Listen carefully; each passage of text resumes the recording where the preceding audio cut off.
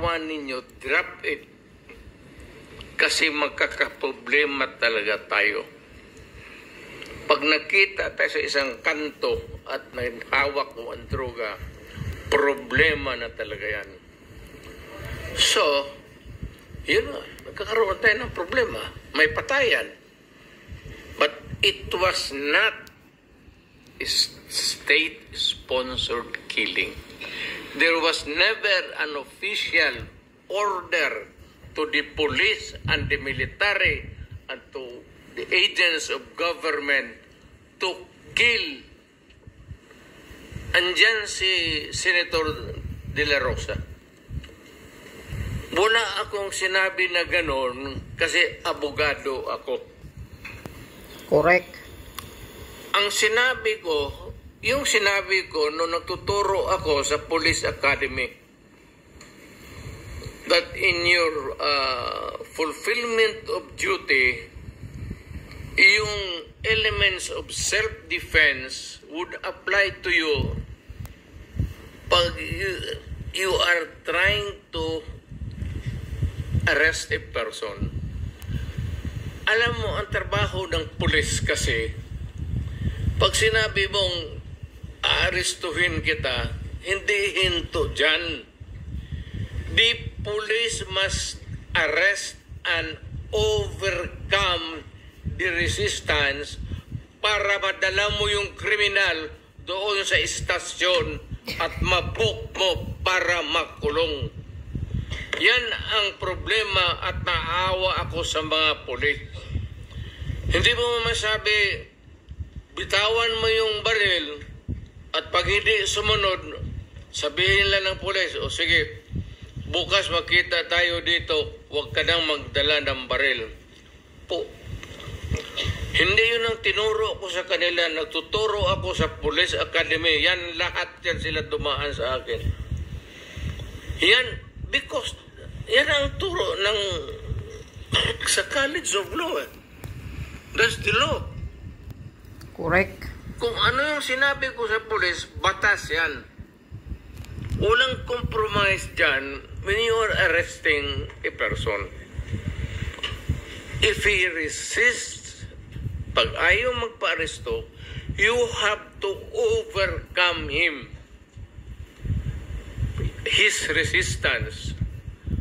Ngayon, pag lumaban, nagkaletse-letse, may baril, may magpatayan talaga.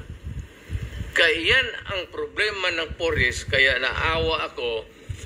Kaya ako rin nandito, guns, siguro, paano na rin ng God sent yung invitation ninyo. Naawa ako dito sa mga pulis na tinatawag ninyo at inaano ninyo, yung trabaho ng pulis kasi involves personal contact. Walang trabaho sa pulis, sabihin niya, halika dito. Bitawan mo yan, mag-surrender ka. Sumama ka sa akin. It is always a confrontation. And if the other guy is armed, there will always be kamatayan or injuries. Alright, may casualties talaga. Yes, sir. Kasi napapanood ko kayo sa TV nung hindi pa ako senador during your term na meron ho kayo sinasabi, ubusin ko kayo, papatayin ko kayo. Ano po ibig sabihin? Sino po yung uubusin ninyo? Sino yung papatayin ninyo? Ito ba yung mga user, mga pusher ng illegal drugs? Yes, sir. Lahat. Hold-upper, kidnappers. Hindi lang sa drugs? Hindi lang droga, sir. Lahat po. When I was mayor, kalaban ko lahat ang kriminal. Huwag naman yung mga estafa. Wala akong alam dyan mga yung mga cheke-cheke. Yung mga kidnappers sa Mindanao po, marami yan. Correct.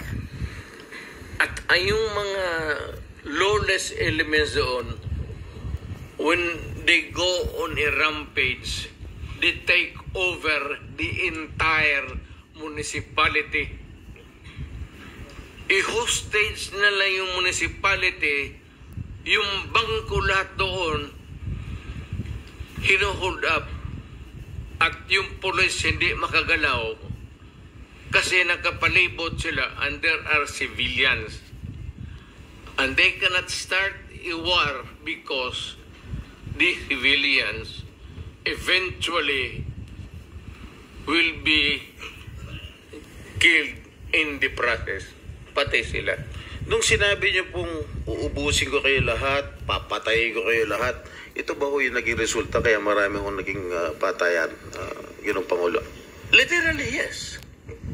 So, pero wala ho kayong inuutos sa mga dating chief of police ninyo, chief of PNP na pumatay. Warning lang na istorya man lang yan, sir. Chismis lang ho. Alam mo, pagka mayor ka o presidente ka, Yeah. pag sinabi mo, Saywar lang ba? Hoy, huminto kayo dyan. Walang Masama maniwala. yan, illegal yan. Walang mangyari sa syudad mo. Correct. Pag sinabi mo, ina kayo, huminto kayo, Oh, correct. Galingan talaga ang saywar. papatayin ko kayo. Yan. Dapat. Pag hindi sila huminto, of course, the police would come in. Sabihin ko sa police, pag naghawak ng baril, ito yan sila, dumaan yan sa Davao lahat. Koy, pati, ito, si Danao, lahat yan sila, dumaan ng Davao. Ang order ko talaga sa kanila, pag maghawak ng baril, patayin mo na para one Correct. less criminals. Exactly. Bukas mag-hold up na naman yan, may problema na naman tayo. Correct. Ganun rin Patayin sa talaga. So, Ginong Pangulo, nung mayor po kayo ng Davao, do you confirm the existence of the Davao Death Squad? No, sir. Wala po Wala. Davao Death Squad. So, ano po yung iniimbestigahan ni former Senator De Lima nung siya'y chairperson ng Commission on Human Rights? Ang iniimbestigahan po niya yung DDS, if I'm correct. Am I correct? I don't know how the term was going. Senator De Lima, were you investigating the Davao Death Squad when you were chair of the CHR? Yes. Andyan pala si Saba. That was the But focus. the Wow. former president doesn't confirm Maganda ng the make-up ni existence Saba, of, oh. the Davao Death Squad. That Hindi has na been his nagmukhang position lusyang nung kulungan. tinanong ko siya, nung nag-appear siya sa public inquiry na there's no such Joke thing as no. DDS. But there are people, there are witnesses who said that there is such a thing as Davao Death Squad. It may not be the correct term, or it may Correct not term? really be or explicitly called the Davao Death Squad. Who But, coined that name, that phrase, the Davao Death Squad? I think it was media, it was certain sectors, certain groups. But it was not the CHR which you headed before, Madam Senator. We knew it to be as Davao Death Squad because of the various reports. But it did not originate from us, the term Davao Death Squad. What is clear to us is that there was this group of assassins, and some of them are actually part of the Davao City Police Office. And there are also the Abanteros, the assassins themselves, with respective handlers. And already, Mr. Matubato and Mr. Las Cañas... If I may cut you, Madam Senator, may quick interjection on si Senator. Okay, our rules on interjection, ganito ha, I will have to ask the permission of the senator who has the floor if you want. And then, please limit it to maximum of 2 and very related to the topic that we're discussing, okay? So, Kahit one lang, Mr. Chairman. 1 or 2. You want to, Yes, okay, please. Senator Risa Ontiveros is recognized. Salamat kaayo, Mr. Chair, and salamat sa SP Pro Tempore. Very quick, at the proper time, and this is related to the line of questioning of the SP Pro Tempore right now. At the proper time, I will ask the Chair's permission to play a never-before-played video that precisely talks about the Davao Death Squad, exactly related sa line of questioning ng SP Pro Tempore at this moment, Mr. Chair. Salamat, SP Pro Tempore. Salamat kaayo, Mr. If you Chair. permit it, okay. Senator Bato. Yes. Senator, may I yes, sir. Go ahead. interject? Lahat itong sa right side ko, dumaan ito ng Death, Chief of Police, Death Police Squad. Director. Puro commander ng Death Squad yan. I thought there was no existence. Trabaho ng pulis yan. Hindi nyo talaga maintindihan si Tatay Literal, Diggs. Hindi mo sabihin ng Death Squad. Yung isang senador, yan ang nakaupo dyan, si Senator De La Rosa.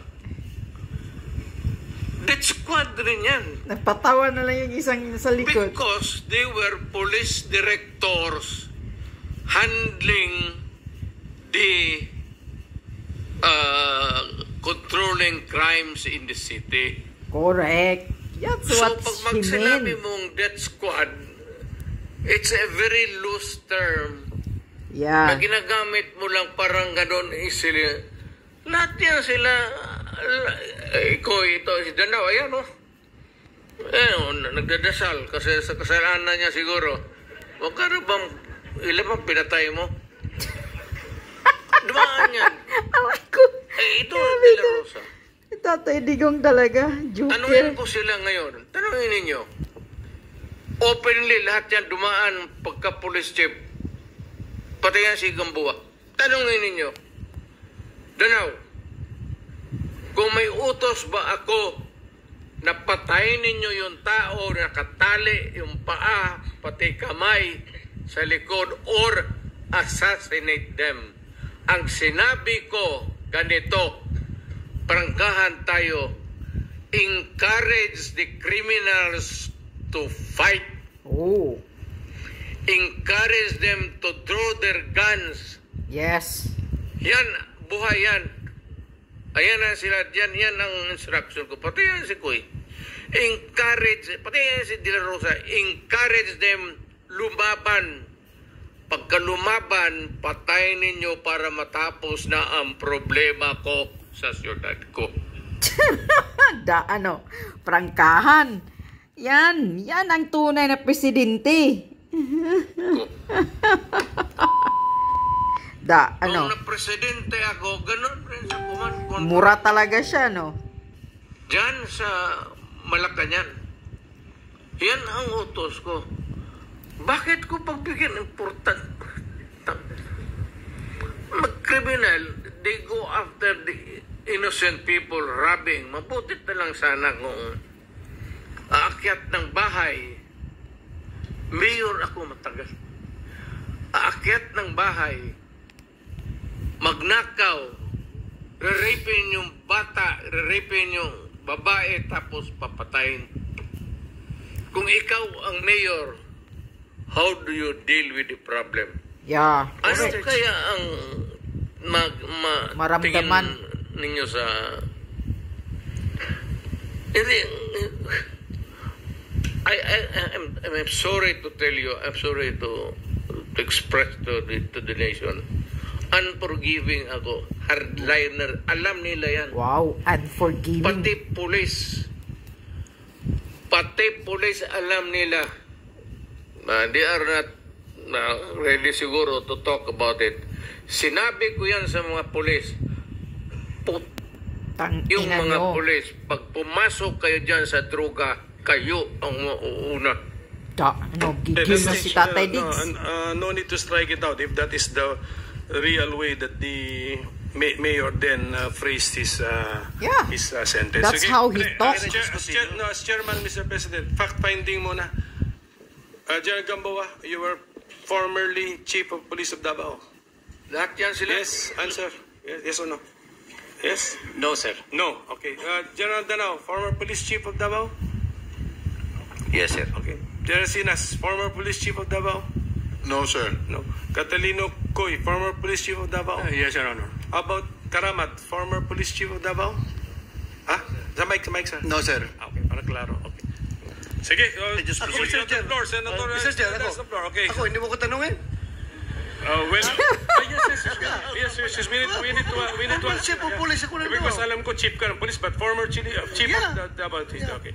And Mr. Chair, Sige, kanina, yes, he is you allow allowing me you to say short, one. short introduction. Mr. Chair, yung DDS, yung term ng DDS, siguro sa amin dito, Danao, General Coy, General Gamboa was never a chief of police but na-assign yan sa Davao sa Police Regional Office 11. Ako, assign ako ng Davao as City Director. At doon ako nagsimula yung career ko sa Davao City. Just this weekend, Mr. Chair, in-interview ako ng mga media ng Davao nung umuwi ako. At harap-harapan, sinabihan ko sila, kayo kasi, mga media ng Davao, kayo nag-imbento ng term ng Davao Death Squad. Pag may namatay, pinabalita kagad nyo, Davao Death Squad, Davao Death Squad. Kayo ang nag-imbento ng term na yan. Sabi ko sa media ng Davao. And later on, one of the media ng Davao, dinibunk yung aking statement. Sabi niya, sir, with due respect, bago namin yan na-create yung term na yan ng Davao Death Squad, meron kasing isang namatay, sir, may isang namatay, binaril, may nakalagay doon na placard na Davao Death Squad. Kaya doon nag-start yung paggamit namin ng term ng Davao Death Squad. So therefore, sabi ko, okay, I will correct my statement. Hindi kayo ang nag-imbento, but kayo ang nag-propagate ng word na yan. So yun na, lumaki na nagiging ginamit niya. Pag may binaril, sabihin kagad, Davao Death Squad. Kahit na binaril dahil jealousy ang motibo, or kaya malaking utang, nakadispal ko ng pera, binaril, DDS kagad ang pinapalabas na term. So, yan na, lumaki na yung pangalan na Davao Death Squad, Mr. Chair. Yan na po yung intervention niya po. Yan, na yun na. Thank you. Sige po, before I return the floor to Senator Estrada. Doon sa umami na naging chief, sino? Chief Catalino Coy, naging chief ka. Danao, naging chief kayo. Do you mind or don't you mind having been called as the head of the Davao Death Squad by the former president? I think he's just joking, sir. Okay. Pero kagaya nga po ng sinabi ng ating mayor, sir, in my stint of almost 3 years as the city director of Davao, 3 years. wala po talaga yan yung sasabihin na you kill him, you kill, wala pong gano'n, sir. So it's just a matter of taking things on your hand. If you will take it literally, yung sinasabi niya sa media, kung ano yung sinasabi niya ngayon, sir, yun lang yung sinasabi niya. Pero yung kamong sasabihin niya na, Danao, patayan mo sa ganito, there's no such thing, sir, na gano'n. So walang ganong nautos. Is there a danger that your men will incorrectly interpret what the mayor was saying? Well, nung panahon ko, sir, as city director, I don't deny, sir, that there were some killings. Pero talagang ang tao ko, sir, ilan din ang na-hospital dyan. Even in my term as my regional director of 4A in NCRPO and MPD, on record yan, sir, nasa hospital. Hindi lang, sir, nasa hospital, kundi namatay yung pulis natin. So anong gagawin, sir, ng pulis pag ikaw ang nasa sitwasyon namin, sir? Are we going to allow just to kill the PNP there? So siguro, sir, maging emotional man tayo rito, sir, pero kami po mismo is nasa front line in enforcing the law. Pero there's no such thing as sabihin na patayin mo lang si ganito, no. Walang ganon, sir. Sige, can we hear from Catalino Coy? Thank you, Mr. Chairman. Yes, General. I mind very much me being associated with the DDS because during that time when I was the city director of Davao, it was really a problem for us, especially the unsolved killings. Actually, we had a case in ombudsman because of that, because of command responsibility. It is really a challenge for the PNP to investigate those cases because even the relatives of some of the victims refuse to cooperate. And we believe also, and there was a suspicion that there were really some PNP personnel and even some civilian individuals who are involved in those incidents. Thank you, sir. Okay, Senator Jingo, you have last 5 minutes. Thank you, Mr. Chair. You want something? Yes, Mr. Chair, with the indulgence of the SP Pro Tempore. Yes, Senator Risa. Opo, Mr. Chair, kasi siguro napansin pati ng former president yung shock ng lahat. Bakit, sir, yan ba ang trabaho ng pulis?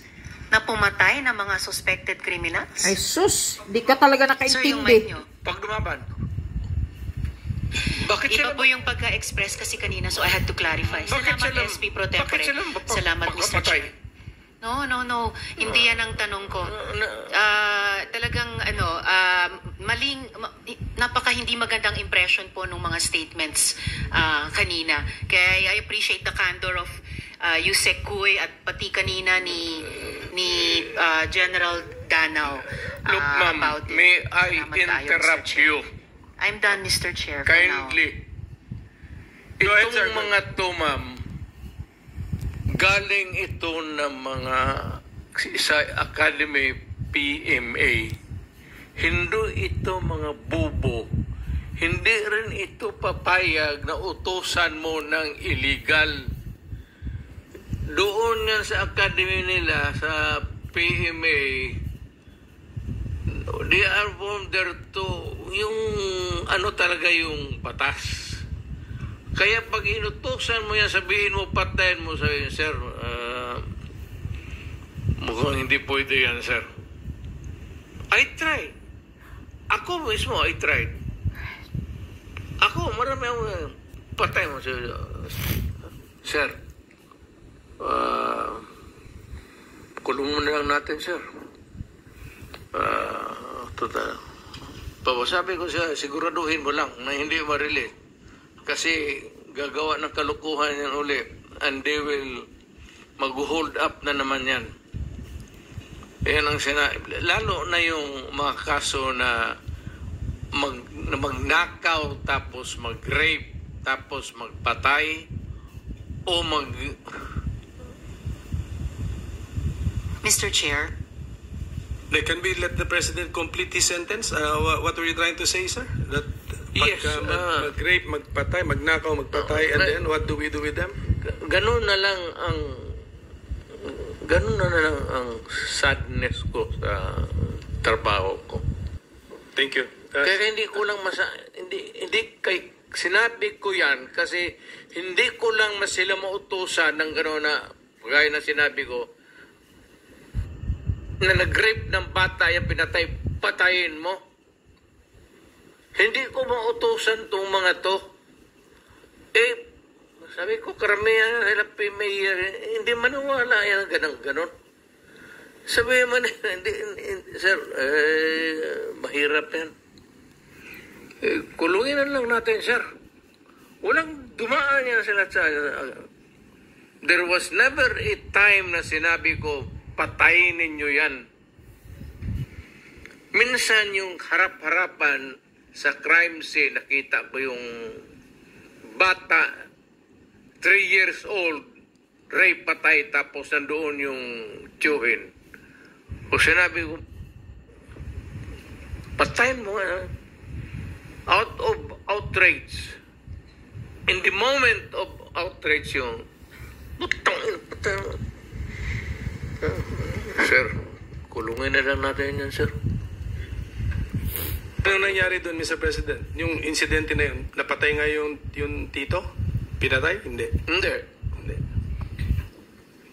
Mr. Chair. Yes, Senator Risa.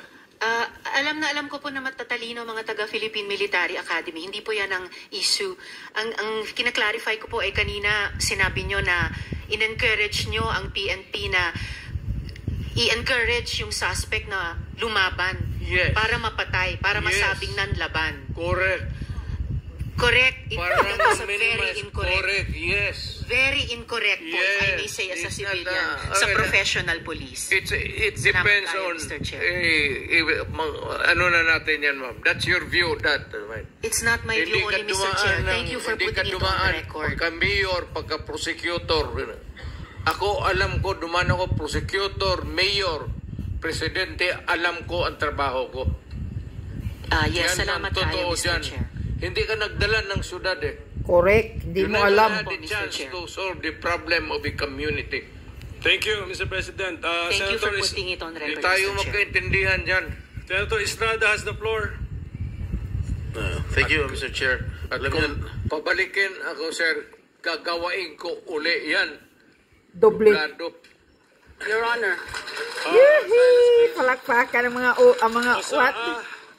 Silence Palakpakan ang mga audience. Those who will do that again, exclude them from the hearing hall.